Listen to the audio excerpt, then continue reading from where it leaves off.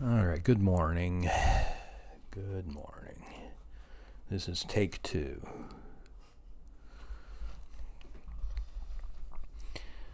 Kind of feeling tired today, so bear with me.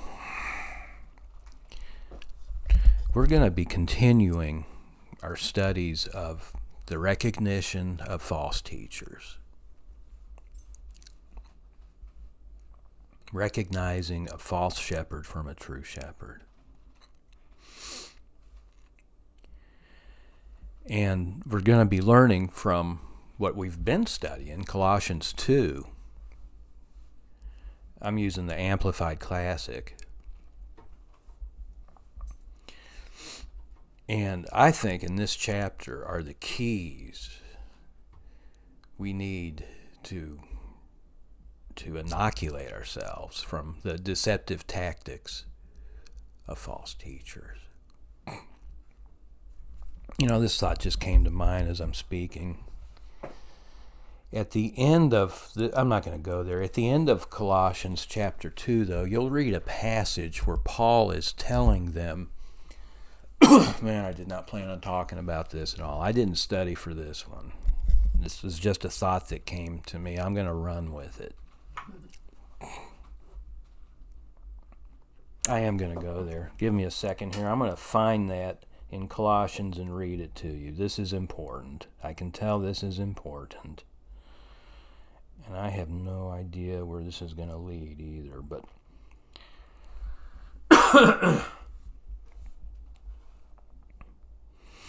I'm thinking of I'm thinking of 1 Corinthians. In 1 Corinthians, I think it's 13. In 1 Corinthians, no, it is 3. I don't have it here on my phone. That's okay.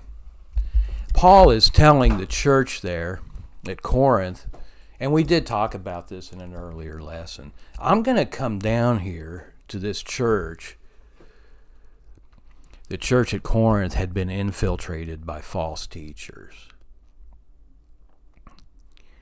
When Paul was on the road, Paul was no longer there personally ministering to the people at Corinth. And that's when the vultures swooped in. The wolves came in and took over that church. And Paul wrote them and said, I'm going to come down here not to analyze the talk of these false teachers, but I'm coming down to find out what the force is, and that's the word in the Bible. I'm coming down to Corinth personally to discover the force behind these false teachers.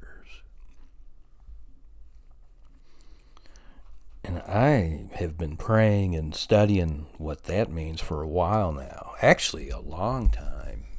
Months. That word force. The word force there is the Greek word dynamis, which has a myriad of meanings. But one of the meanings is ability. I'm going to come down and see how they were able to deceive you. I believe with all my heart that's what he's saying. I'm coming back to Corinth, the church I founded, to confront not only to confront these false teachers, but to find out their abilities, and may I use this word, to see what tactics they're employing to deceive you. I want to find out about their tactics, their skill set that revolving around the dark arts of deception, manipulation, and covert narcissistic abuse, to be honest with you, which is The apostate engages in that on an epic scale.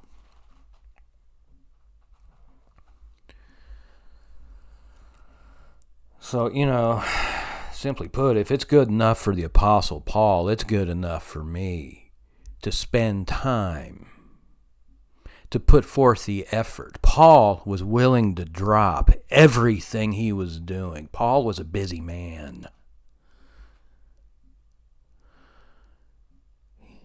He was willing to drop everything he was involved in to sail back to Corinth, which is in Greece, by the way.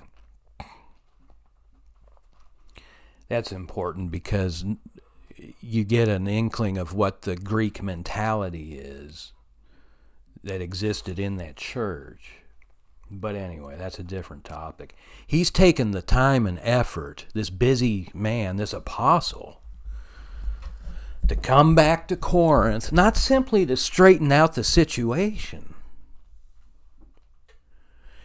He's going to make a concerted effort to find out the tactics and stratagems these false shepherds were using to so successfully deceive the people that Paul ministered to, presided over, and led to Messiah, the church he built.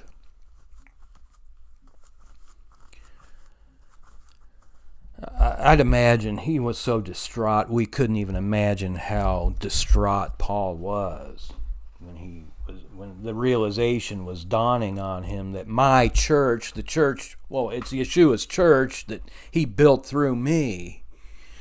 You get thoughts. It's like, what did I do wrong?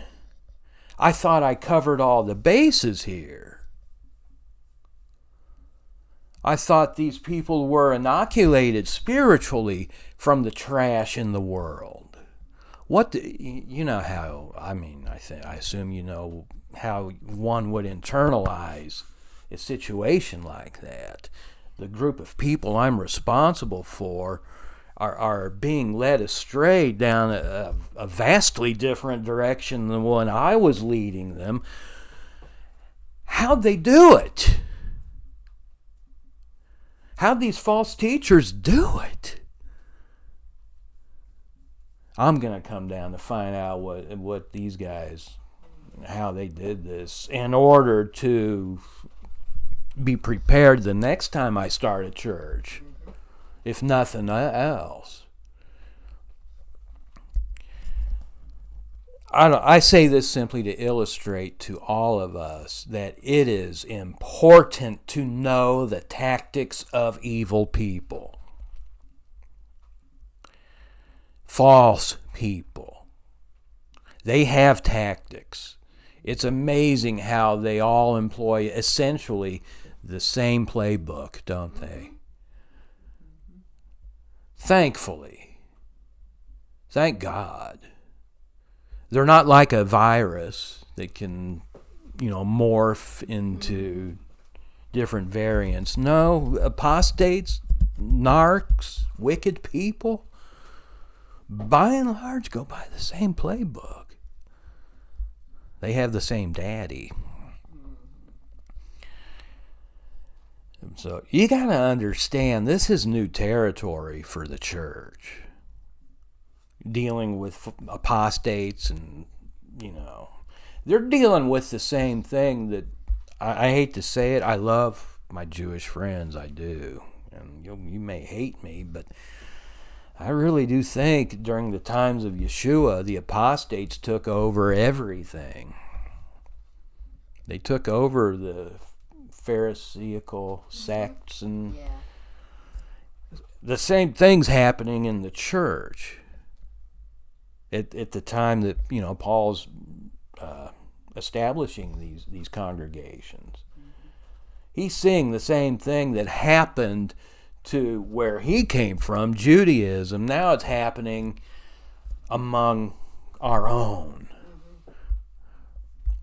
He was panicked. You know it. You can tell he's panicked by the letter. I'm going to stop everything. I'm coming down here in person as soon as I can, Lord willing. I haven't even had time to really pray about this. Lord willing, I'm coming down. Do you sense that, Yeah. The panic? How'd they do it? Okay, now that I got that out, I feel better now.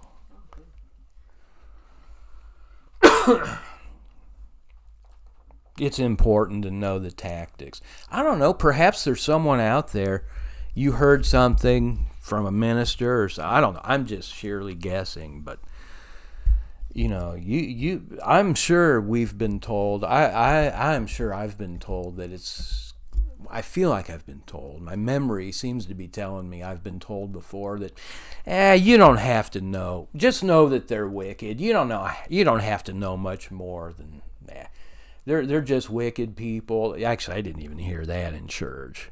We weren't even taught to even recognize wickedness, much less learning their tactics. But I say that in order to, if you're ever tempted or someone puts a stumbling block in front of you, to give you the thought that it's really not all that important to know the tactics of evil. It's more important to study good things and stay positive. Okay, that's what I'm trying to say, because you get a lot of Norman Vincent Peale in the church today, at least the circles I'm familiar with. Positive thinking brings positive results. Stay positive. If you're going to study the tactics of the wicked, be nice.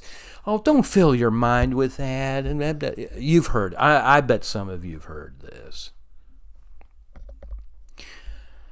No, you can't emphasize enough how important it is to know these things we're talking about. That's what we're talking about, tactics.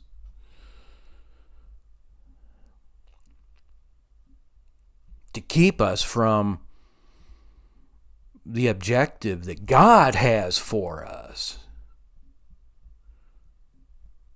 It's important. It's important to know the tactics of your enemy. Now, I have a subject lined up. I'm going to do it later because I really want to spend time to talk about it. I don't think I'm ready to talk about this topic, what the prize is yet. I don't feel ready to talk about it, so I'm not. We'll just close here with this thought. It's okay. It's more than okay to spend good quality time reading on this subject, reading topics on narcissism, reading topics on malignant people, learning their tactics. I cannot encourage you enough to do it. It is important. It is important to know these things. Your life could depend on it. Your faith definitely depends on it. Your relationship with Yeshua, as I wanted to talk about today, we will get to that. But your fellowship with Yeshua, which is the prize, by the way, I'll jump ahead. That is the prize, is close, intimate fellowship with Yeshua. That's what they're trying to keep you from. That's what we work for.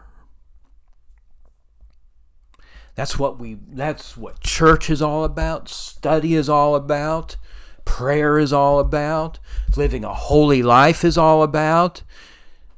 The ultimate goal, the Lombardi Trophy of the Christian,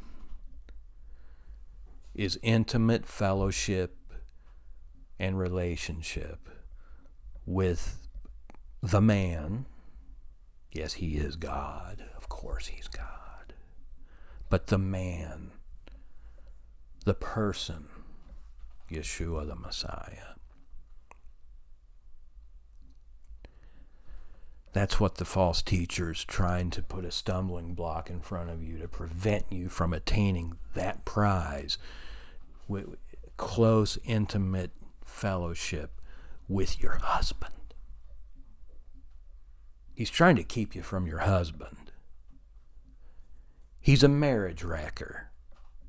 What do they call it? Marriage wrecker? Is that what they're called? Home wrecker. Home wrecker. He's a home wrecker. Mm-hmm.